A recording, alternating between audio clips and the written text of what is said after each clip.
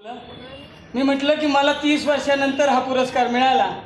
माझी आई मला काय म्हणायची की भाऊ तू कधी आदर्श होशील रे म्हणून. तेव्हा मी त्या आईला म्हटलं होतं की आई थांब, माझे सारे मित्र एकदाचे झाले गंभीर मी होईल म्हणून. आणि मी म्हटलं होतं की आई आपला पूर्ण शिक्षण मंत्री आपल्याला मिळाला ना, आपल्याच जिल्ह्याचा, आपल्याच गावचा, की मगच आपण होऊन जाऊ म्हणून. आणि हे वाक्य माझ्या शिक्षकांनी खूप टाळ्या वाजवून सांगितलं की वा वा वा वा वा सर तुम्ही बरोबर बोललात म्हणून. पण तुम्हाला आठवण होतं का की पहिलीला इंग्रजी शिक्षणाची सुरुवात करणारे रामकृष्ण मोरे जे तुकोबाचे वंशज होते, सरांनी त्याच्यानंतरची पुढची पायरी केली की पहिलीला CBSE अभ्यासक्रम पण दिला. हा CBSE अभ्यासक्रम दिल्याने काय झालं, आपण आधी म्हणत होतो की पहिलीपासून इंग्रजी नाही होणार म्हणून. पण जग ग्लोबलाइज होत आहे आणि या ग्लोबलायझेशनच्या जगामध्ये इंग्रजी अनन्यसाधारण महत्त्व झाले.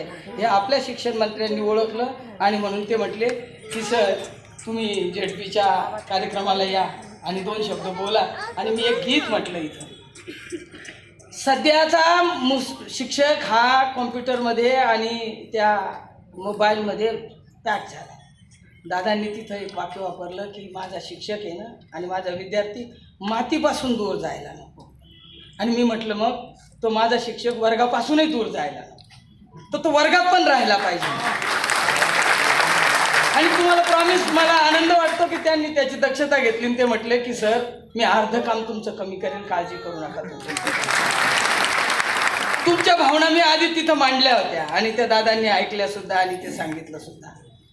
मला आता ते गीत म्हणायचं आहे, मला वेळ कमी आहे थोडासा, मी तिथं थोडंसं जादा बोललो होतो. मी ZPला 3 वर्ष सर्व्हिस केली होती आणि मग महापालिकेने परीक्षा घेतली तर तेव्हा मी फर्स्ट आलो होतो.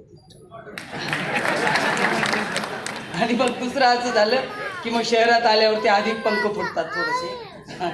तुम्ही सारे वेटिंगला आहे की काय काय नाही.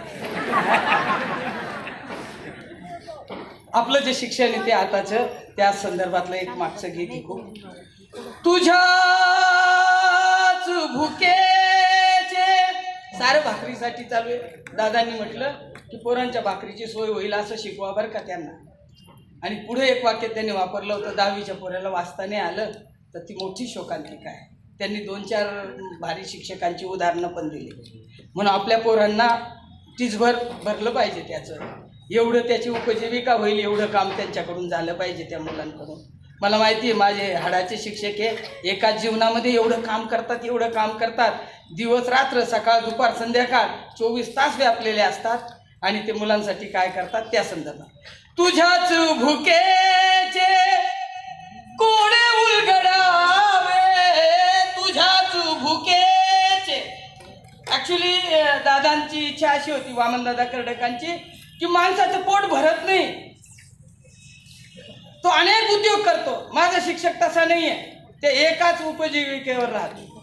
तुझ्याच भुकेचे कोडे उलगडावे, तुझे दुःख सारे गळूनी पडावे, तुझे दुःख सारे गळूनी पडावे. माणसा इथे मी तुझे गीत गावे, माणसा इथे मी तुझे गीत गावे, असे गीत गावे तुझे हित व्हावे. हा सारा जमाना हिताचा झालेला आहे. माझ्या हिताचं कोण बोलेल, माझ्यासाठी कोण उभं राहील यासाठी. असे तुझे माझे नाते जुळावे. आपण विश्वगुरु होण्याच्या अवस्थेला पोहोचलेलो आहोत. हे विश्वाची माझे घर म्हणणारे.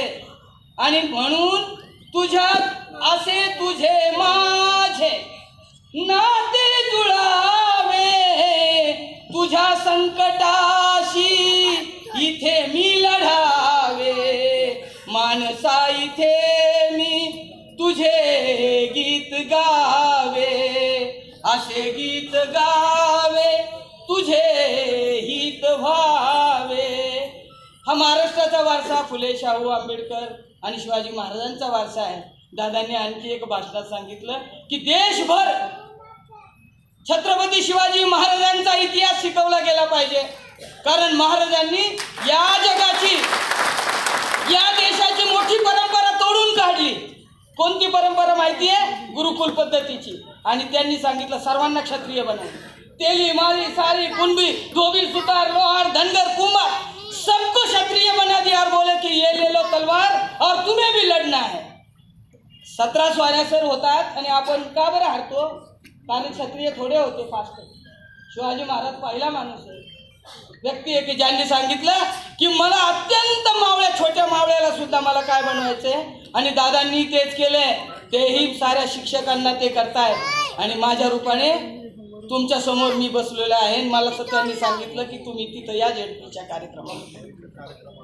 एकाने हसावे लाखांनी रडावे, एकाने हसावे लाखांनी रडावे, असे विश्व आता इथे नाव उरावे. शिक्षण कशासाठी हवंय? न्याय, समता, स्वातंत्र्य आणि बंधुभाव हा तुम्हाला, मला, आम्हाला नाही तर शेवटच्या तळागाळातल्या माणसापर्यंत मिळाला पाहिजे. तेव्हा तर ते शिक्षण जाणीव निर्माण करतं, स्वत्वाची जाणीव निर्माण होतं आणि सारे माणसं सारखे. कोणी हसायला नको आणि कोणी रडायला नको. कारण जेडपी आणि महानगरपालिकेच्या शाळा ह्या फक्त वंचित, दलित, शोषित आणि आर्थिकदृष्ट्या कमजोर लोकांच्या शाळा आहेत. आणि म्हणून सारे शिक्षक हाडाने त्यासाठी काम केलं पाहिजे आणि ते करत राहतात. मला त्याची जाणीव आहे. एकाने हसावे लाखांनी रडावे, असे विश्व आता इथे नाव उरावे. माणसा इथे मी तुझे गीत गावे, असे गीत गावे तुझे हित भावे. इथे सारे या साऱ्या भूमीमध्ये नवा विचार पेरला गेला पाहिजे. तो विचार काय?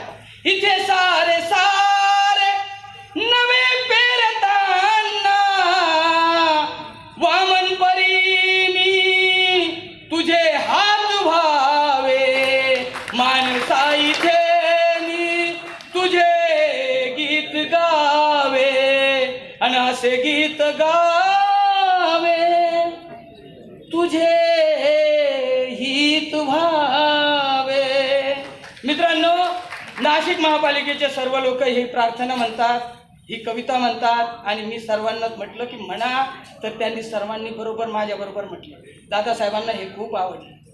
मी थोड्या वेळापूर्वी असं सांगितलं की मी माझ्या 30 वर्षाचे आयुष्य अगदी प्रफुल्लित झालं, आनंदी झालं. याचं कारण काय की शिक्षण मंत्र्यांनी मला जवळ घेतलं आणि म्हटलं you are great boy, you are great teacher. असे मला टीचर घडवायचे. आणि ही प्रेरणा घेऊन मग मी म्हटलो की मोठं हृदय घेऊन आपण तिथं गेलं पाहिजे. आता तुम्ही मला जर ऐकलं सो थँक्यू. यातलं एकही वाक्य मी तयार केलेलं नाही. माझं आधी काही रिडिंग झालेलं नव्हतं. असंच आलो आणि लगेच तुमच्याशी बोललो. नामदारांनी मला इथं संधी दिली. So thank you. इथले शिक्षण अधिकारी आणि सर्वांचं थँक्यू. आणि इथं जे जे पुरस्कारती झालेत त्या सर्वांचं मनपूर्वक धन्यवाद व्यक्त करतो. मला संधी मिळाली. जेडपीच्या सर्व कर्मचारी आणि अधिकाऱ्यांचं थँक्यू ऑफ ऑल यू.